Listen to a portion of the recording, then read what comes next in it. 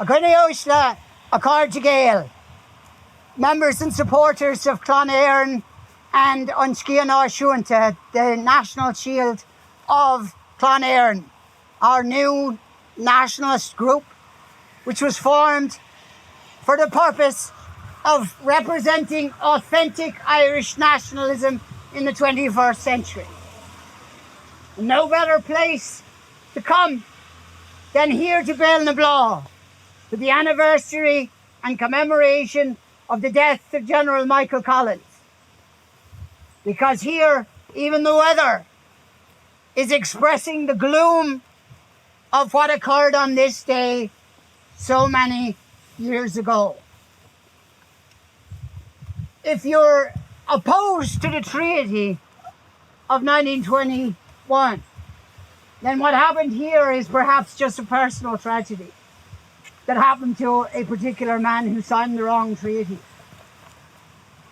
But if you come from the perspective, the broader perspective of Irish history and Irish manhood, you realize that more than one man died here, and that there was more than one tragedy here.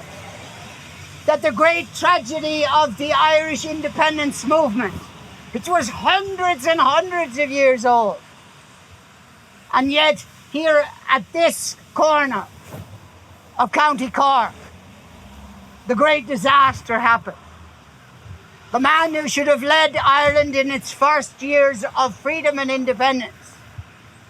Whatever you think about how much freedom we have, or whatever you think about the limitations on the treaty, it was, as he said, our freedom to achieve freedom. And yet, by the roadside here, he died. Shot, who knows? The conspiracy theories abound as to whether he was shot by the Free State side or whether he was shot straightforwardly by the Republican ambush. But throughout the country, when it happened, pro and anti-treaty alike recognised that a great disaster had befallen us, for we had lost that great man, and whatever his faults and whatever his virtues, the freedom to achieve freedom that he believed he had brought home was gone, because it would be betrayed by his successors in the Free State government. And it would be betrayed and betrayed and betrayed again. The 6 counties of the north would be abandoned. The Boundary Commission would come of nothing. The membership of Ireland of the Commonwealth would continue and continue and continue almost forever. There seemed to be no end to Cosgrave's government's willingness to accept the heel of the British Empire still upon the neck of the Irish people. And we meet to commemorate this great man, General Michael Collins, but also to share in that sadness of the loss. And yet we have to look ahead. We have to understand that we are, for our time in the 21st century, beholden, duty-bound, no choice, but to meet again in a perilous time, on a gloomy day in this edge of County Cork. A perilous time, perhaps even in many ways more perilous, because what we're talking about now is the very existence of the Irish nation. Not a sovereign republic or a free state or some political formula, but the actual existence of the Irish nation as a nation and as a people. And not since the Great Famine has the existential question of whether Ireland shall be or not be, whether the Irish people shall live or not live, been in the balance. But it is in the balance now, and it has been put in the balance by mass immigration specifically. Ireland is no longer Irish in the total sense of the word. We have given many areas over And our government has colluded in giving many areas over to foreigners of all descriptions. Some of those foreigners are Europeans. And yes, in the long run and in small numbers, they could assimilate.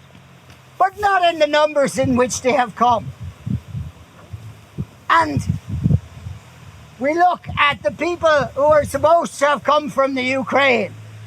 Yet it is common knowledge to anybody who actually knows what they're talking about that a Ukrainian passport can be bought on eBay, and it's not even that expensive.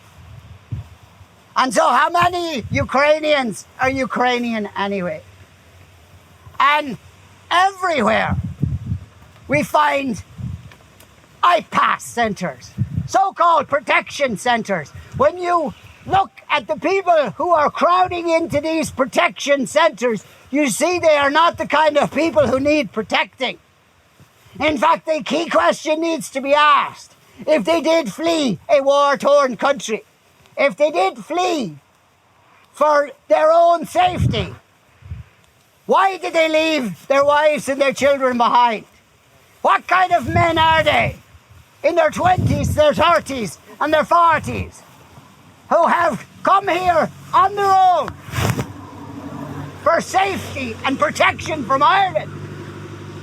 If they say there is a war in their own country, if they say their women and children are in danger, if they say they are in danger. No, we owe these people nothing. We owe these people nothing, even if they were telling the truth, and largely most of the time they are not.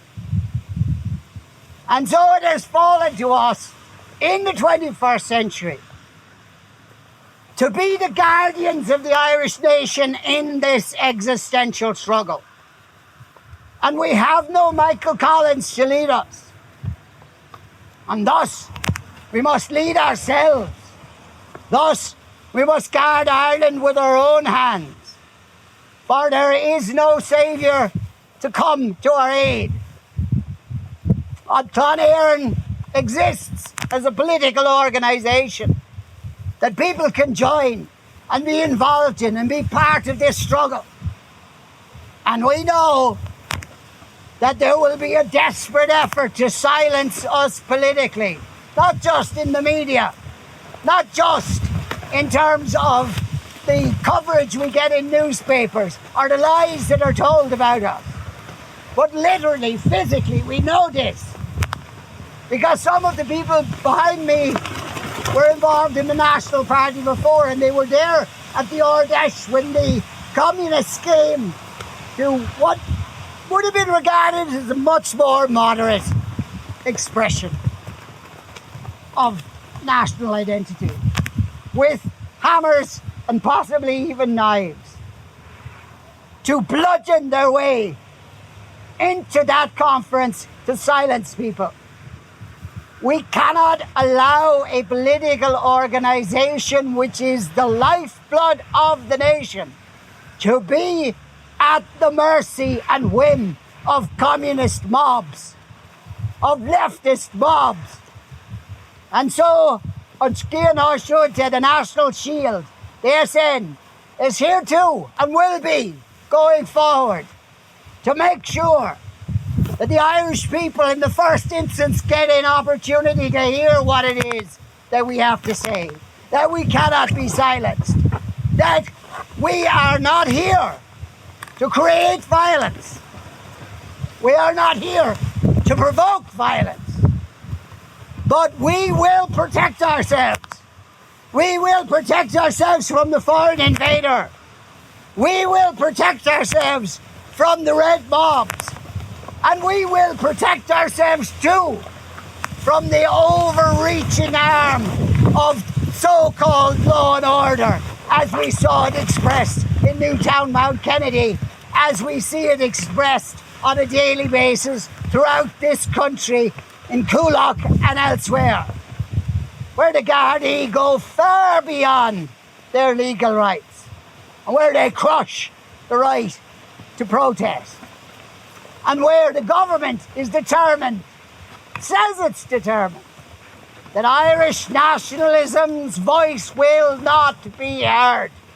We here in Clann Éireann, we in the SN are here for the determined will to see it that Ireland's voice will be heard, no matter who tries to silence us. We will act within the law. We will act as peaceful as we can. But we will also be ready to protect ourselves and defend ourselves with as much violence as is necessary. Make no mistake, Ireland is standing up. The Ireland of the independence movement, the Ireland of 800 years of struggle against British rule, is standing up now again against European Union rule, which is not European at all, but foreign to every nation in Europe. We are standing up with all the nations of Europe. We are the expression of that standing up and saying our voice will be heard and Ireland will continue. And Ireland will continue to exist. Above all, to exist. Because if current government policy continues, if IPAS centres are opened by the tens and thousands all over the country, as they have planned and as they have sworn to do, and if local opposition is not listened to, and if political opposition is not listened to, and if more than that, if political opposition is physically and violently crushed by the enemies of Ireland, then the Irish nation will cease to exist. It is an existential struggle. It's not a struggle for a policy formula or for a budget proposal. It is about whether Ireland will live or Ireland will die. And we introduce, as I say here, the monument of our great General Michael Collins on the commemoration of his death. We introduce not only Clann Éireann as a political organisation, but the SN as a protection unit to protect the voice of Ireland as we go forward into the 21st century. We will have, in the next 20 to 30 years, we will either have victory or we will have death. There is no in-between. There is no politics about it. There is no percentages up and percentages down or first preference and second preference voting. It is whether Ireland lives or Ireland dies. And we will either come to full life again. We will either come to full fruition. We will either create our Gaelstar in the next 20 years, or Ireland will have ceased to exist, drowned in the mass of numbers from all over the world. Brought here by a traitor government, directed by traitor forces abroad. We are here to say this cannot happen. And at the very least, if we're going to go down, we're going to go down fighting to the last breath. Our son hÉireann, Reign.